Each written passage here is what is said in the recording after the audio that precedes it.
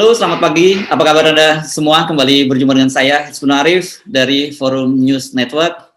Seperti biasa, saya akan mengajak Anda untuk ngobrol dengan Bung Rocky. Kelihatannya menarik ini kalau ngomongin soal tabungan dulu, sebelum kita ngomongin yang rame-rame soal Abu Janda nih, Bung Rocky. Karena banyak sekali yang menuntut Abu Janda segera diusut karena menghina Pigay ini ya. Yang cerita lama ini sebenarnya. Tapi kita mulai dulu ini soal tabung-menabung ini. Anda sempat melihat saldo tabungan sampai berapa hari ini, terhitung hari ini? Saya mau beli ban sepeda udah nggak bisa tuh karena harga ban sepeda udah naik karena banyak permintaan sepeda di pandemi. Jadi lagi nyari barang bekas di online shop. Oke. Tapi yang jelas nggak sampai 100 juta ya? Tadinya lebih. Tapi ternyata uang palsu tuh, karena ternyata uang palsu, karena mungkin sekarang udah beredar uang palsu karena buat likuiditas politik pakai uang palsu. Ya, oke. Soalnya kalau Anda lebih dari 100 juta, itu Anda kena himbauan dari Menko Perekonomian Airlangga bahwa sekarang ini banyak sekali orang Indonesia yang punya dana di atas 100 juta menahan diri nggak mau berbelanja dan dia minta jor-joran dong untuk supaya ekonomi kita bisa bergerak begitu. Waduh, kalau Menko Perekonomian udah bikin kampanye gede-gedean, sementara buat jor-joran, buat bikin pasar bergerak, dan Sri Mulyani juga udah jor-joran minta wakaf itu diizinkan untuk dipakai buat pembangunan infrastruktur. Itu artinya ini bangsa udah sedang hanyut gitu. Karena dua petinggi itu kayak ada orang hanyut, dia minta bantuan di rakyat bergerombol di pinggir kali, terus si orang hanyut ini tolong gue karena banjir tiba-tiba. Padahal dia barusan ngerusak hutan di hulu, terus dia kehanyut, dia minta tolong rakyat tuh. Ini sama juga nih, Erlangga dan Sri Mulyani minta tolong rakyat. Nah, dia yang bikin kebijakan yang dungu. Nah, sekarang minta supaya spending, bukannya state spending, tapi disuruh kelas menengah spending. Kan itu nggak mungkin kelas menengah dipaksa, apalagi kelas menengah, dia punya rasionalitas ekonomi. Dia mungkin anggap, wah mending gue beli surat utang negara tuh, bunganya lebih tinggi tuh. Jadi nyimpan. Jadi ini soalnya, kalau yang menghimbau itu Theodore Roosevelt, nah itu bisa tuh. Tapi ini kan dua tokoh yang betul-betul dianggap sebagai, ya lu apa? Lu kan petugas doang dari Jokowi.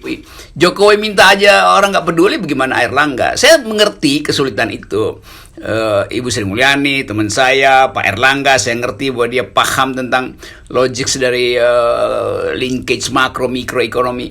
Tetapi ini soal legitimasi sekali lagi. Jadi mau dihimbau apapun, orang anggap bahwa udah pemerintah nggak bisa ngumpulin pajak karena banyak pengemplang pajak. Sekarang mau ambil wakaf gitu.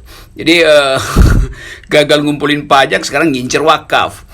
Gagal untuk naikin revenue negara, sekarang minta kelas menengah buat spending. Ini benar-benar absurd permintaan itu. Tapi saya anggap aja bahwa ini pertanda bahwa ekonomi memang sedang hanyut. Dan yang bikin hanyut itu adalah kebijakan istana. Sekarang tokoh-tokoh itu minta diselamatkan, direscue oleh rakyat di pinggir kali. Ya itu rakyat bilang, silakanlah lanjut aja lu, kan nanti lu juga nyampe ke laut itu. Ya. Nah, yang memang ini kalau lihat ini sangat mengherankan ini. Kita menunggu respon bagaimana para pemilik uang besar ini merespon, kelas menengah ini merespon imbauan pemerintah. Tapi kalau wakaf itu justru yang terjadi sekarang malah jadi bahan bercandaan tuh. Saya lihat banyak sekali meme, misalnya gambar Sri Mulyani dilengkapi dengan mohon wakaf yang sebesar-besarnya begitu. Jadi ini diplesetkan.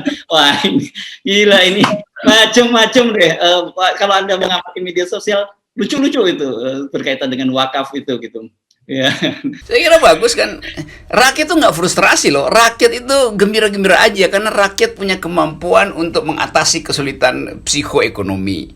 Jadi rakyat justru gembira-gembira karena kebijakan makin lama makin dungu itu.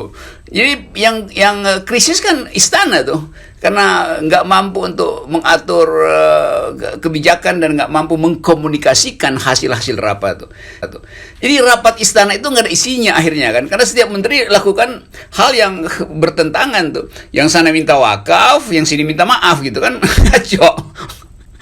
Jadi ya udahlah, itu Erlangga yang mesti mengkoordinir ekonomi itu kan mesti diputuskan, kita mau wakaf atau kita mau minta kelas menengah dulu tuh. Nanti kalau kelas menengah dibuktikan spendingnya bagus sehingga ekonomi itu bergairah lagi karena pengeluaran jor-joran itu, maka orang mungkin oke, kita wakafin juga sebagian dana umat Islam tuh. Ini nggak ada koordinasi. Erlangga minta spending jor-joran, Sri Mulyani bilang wakaf. Jadi apa itu rasionalnya apa di belakang rapat kabinet? Atau memang nggak ada rapat sehingga presiden bilang suka-suka kalian deh. Toh percuma juga kan bikin rapat, presiden nggak ngerti tuh. Lain kalau presiden mengerti keadaan krisis, siapa yang mesti didahulukan. Presiden nggak paham, jadi menteri-menterinya juga suka-suka aja tuh. Kesuka-sukaan itu yang menyebabkan rakyat bergembira melihat bahwa betul-betul boneka-boneka ini sedang pamer action. Nunggu waktu berhenti.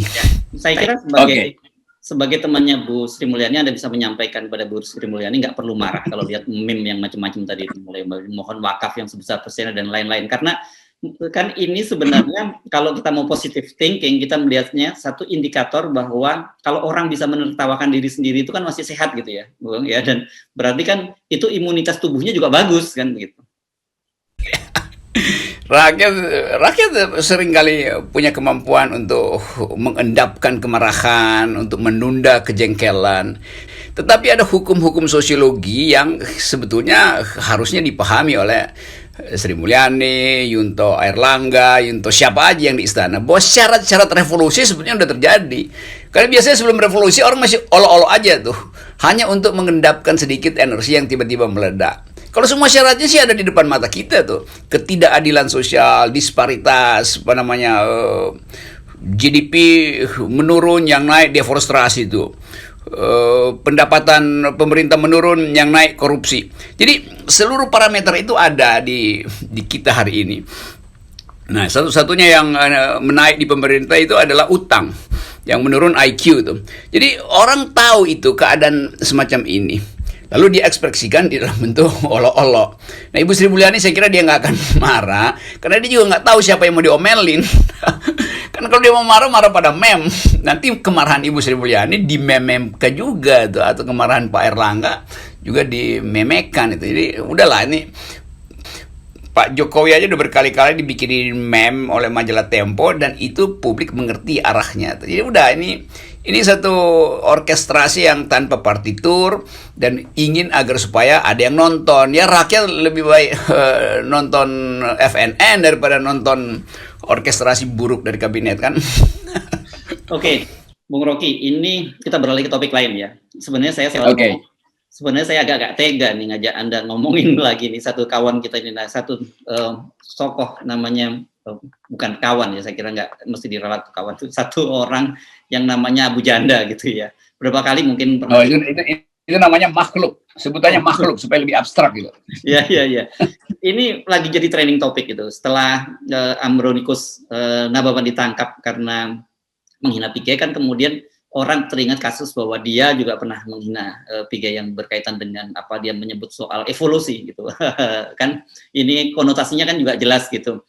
Dan sekarang ini nggak main-main loh, yang minta dia ditangkap dan melaporkan ke Polri itu adalah KNPI. Dan kemudian ada instruksi dari KNPI untuk seluruh KNPI seluruh Indonesia untuk melaporkan ke Polda-Polda. Jadi ini saya kira cukup serius ini, Bung Rocky. Dan ini saya kira ujian menarik bagi Kapolri yang baru, Listio Sigit. Ini serius KNPI, bukannya fiktif tuh. Kalau dulu saya dilaporin sama si makhluk itu sebagai menghina ayat kitab suci ya. Padahal saya bilang itu fiktif. Sekarang saya anggap aja itu fiktif gitu. Karena kita ingin sebetulnya supaya keadilan dia ditegakkan. Orang melapor oke. Tapi kan prinsip kita tetap ingin memelihara yang disebut kebebasan mengucapkan pikiran. Silahkan si makhluk itu ucapkan pikiran dengan ngeledek ya, dengan segala macam sinyal rasisme tuh. Tetapi ada hukum positif yang harusnya nggak perlu tunggu KNPI sebetulnya. Mungkin KNPI nunggu-nunggu ini kok Pak Kapolri baru belum kasih sinyal soal si makhluk itu, maka KNPI lakukan affirmative action. Jadi bagus juga. Jadi KNPI tahu bahwa kebebasan berbicara itu dilindungi oleh undang-undang, tetapi delik itu ada di dalam hukum positif. Misalnya menghina itu. Menghina itu bisa dikategorikan ya kebebasan berbicara, tetapi menyebabkan kesakitan itu. Yang sakit siapa? Ya mungkin pigai nggak apa-apa, tetapi ada komunitas yang disakiti, itu masalahnya. Jadi ini bukan karena pigai di bully. Pigai tentu paham bahwa ya silakan, saya juga dibully, nggak ada soal, karena itu saya nggak pernah laporin orang membuli. Tapi mereka, komunitas yang di belakang saya atau di belakang Pigai, mungkin dia terganggu, dia merasa dia disakiti sebagai komunitas, maka dia melapor. KNPI juga mungkin begitu, menganggap bahwa loh, kami memang bukan Pigai dan tidak perlu membela Pigai, tapi kami ingin ada semacam keadilan, kesetaraan dalam hukum, perlakuan hukum. Jangan sampai si makhluk itu berkali-kali melakukan hal yang potensial delik tapi nggak dihukum gitu kan. Kan itu cuman soal itu. Nah, kita ingin agar supaya Kapolri yang baru, Pak Sigit, benar-benar memperhatikan pikiran di belakang pelaporan itu. Ini bukan soal balas dendam, tapi ini soal keadilan, kesetaraan warga negara untuk memperoleh keadilan tuh. Jadi akses pada hukum itu mesti sama, jangan mereka yang makhluk-makhluk yang ada bergerombol di kolam sekitar istana itu boleh melakukan penghinaan, yang lain begitu penghinaan langsung diborgol gitu. Dan kan ini soal hate speech atau segala macam. Masih ada dua kawan kita tuh, Jumhur Hidayat dan Syahgan dan Nenggolan, yang masih dalam sidang 2 hari ini dan betul-betul diperlakukan tidak adil karena hak untuk didampingi pengacara dari awal juga dihalangi, kemampuan untuk pembuktian itu diputar-putar. Jadi orang ingin agar supaya justice diberi garis lurus, kan hanya itu. Jadi saya kira bagus KNPI lakukan itu dengan asumsi saya bahwa mereka tidak menginginkan adanya perlakuan yang tidak seimbang, inequality di dalam soal penegakan hukum tuh. Ya, ini saya kira posisi kita mesti clear ya, Bung Rocky. Kita bukan berarti setuju berbagai kriminalisasi terhadap hal-hal yang berkaitan dengan media sosial. Tetapi ini kan persoalannya injustice gitu, perasa tidak adil yang selama ini muncul kan. Iya itu istilahnya. Jadi injustice itu terbaca. Tentu saya tuh pasti akan anggap silahkan makhluk itu boleh melakukan penghinaan. Karena yang penting dia jangan lakukan tindakan fisik kekerasan itu. Bagi saya prinsipnya itu. Jadi kalau saya mau dihina juga ya silahkan mau hina apa segala macam, segala mencaci maki bertahun-tahun. Tetapi yang terkena itu kan bukan cuma saya. Akal sehat terkena itu.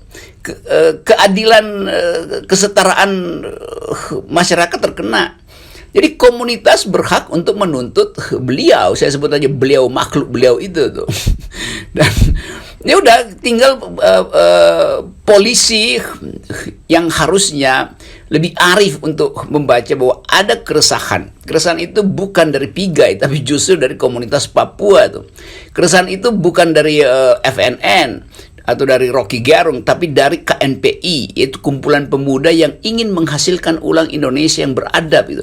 Itu aja soalnya. Nah, itu tuntutan pertama pada Kapolri. Jadi polisi Pak Sigit harus buktikan secara saksama dan dalam tempo yang singkat-singkatnya bahwa tuntutan-tuntutan publik itu punya asasnya tuh, ada asasnya, yaitu tadi perlakuan injustice yang menggerogoti sebagian masyarakat kita tuh. Ya. Nah, ini karena ternyata dampak dari penangkapan Ambronikus Nababan ini sangat menarik, bukan hanya tadi terhadap publik menuntut agar ada persamaan perlakuan, tapi pada personal dia sendiri. Saya ini membaca di rupanya Ambronikus Nababan ini mengirim surat kepada media ini, kalau nggak salah berapa lembar ini, mungkin 4 lembar atau berapa, saya lupa ininya. Oh ya, apa soal? Poinnya yang menarik adalah ada kesadaran baru gitu, ketika dia masuk tahanan Bareskrim, dia ketemu dengan teman-teman kita, dengan Anton Permana, dengan Jumhur, dengan Syahgan dan Nenggolan, dan jangan-jangan juga ketemu Habib Rizik Sihab. Dan jadi akhirnya dia mengusulkan kepada pemerintah bahwa hal-hal semacam ini harusnya diakhiri, harusnya kebebasan berpendapat itu dijamin, jangan dikriminalisasi seperti sekarang. Ini muncul kesadaran, ini menarik ini. ini ini orang ini kayak nggak pernah baca buku, tiba-tiba dapat buku yang pelajaran dasar tentang ilmu fisika, ilmu kimia, ilmu botani, lalu beliau langsung menganggap bahwa ini pengetahuan luar biasa. Padahal hal yang standar di dalam pergaulan antar manusia untuk menghormati kebebasan berbicara. Jadi ngapain dia baru sadar ada di dalam itu? Dan orang menganggap, oh dia ingin agar supaya kebebasan berbicara diutamakan, dengan akibat dia nanti tidak akan dihukum, kan itu artinya kan. Jadi dia juga bertindak sebagai debt collector gitu, udah memeras, lalu menganggap bahwa ya oke, kalau gitu mulai sekarang nggak boleh ada debt collector gitu kan. Ya udah, keterbatasan akal itu yang saya anggap ya, dan saya memaafkan keterbatasan akal itu karena saya ingin mewakafkan kelebihan akal itu. Saya sih kira-kira bisa memahami, karena buat mereka gitu yang selama ini menjadi pendukung pemerintah dan tiba-tiba masuk ke tahanan itu, satu mengagetkan, dan kedua dia memang pasti bertemu dengan komunitas yang berseberangan dan jumlahnya memang di sana itu mereka isinya semua itu tentu saja mengagetkan buat mereka semua kan. Nah ini orang-orang kayak siapa ini, dua makhluk ini, dia ya udahlah dimaafin aja, lalu kan nanti celengan umat Islam kan habis tuh kan, karena dipakai buat wakaf itu. Nah sebagai pengganti mereka berdua itu dimasukin celengan gitu. Jadi jangan dipenjara, jangan masukin penjara, masukin celengan aja tuh. Sebagai simbol bahwa ini dua makhluk yang sedang berevolusi otaknya itu supaya paham. Di evolusi otak itu biasa tuh, seringkali tertunda karena soal gizi atau karena soal komunitas yang tidak ikut membantu. Jadi bagus juga dia ada di Bareskrim dalam tahanan, sehingga bergaul dengan Syahganda, dengan Jumhur yang udah bertahun-tahun menegakkan keadilan sosial dan prinsip-prinsip kebebasan berbicara. Itu bagus juga. Jadi selamat bergabung dalam komunitas akal sehat di BUI. Oke, baik. Ya, terima kasih, dan kita sampaikan salam kepada beliau dua makhluk itu, Bung Rocky ya. Oke. Sip. Thank you.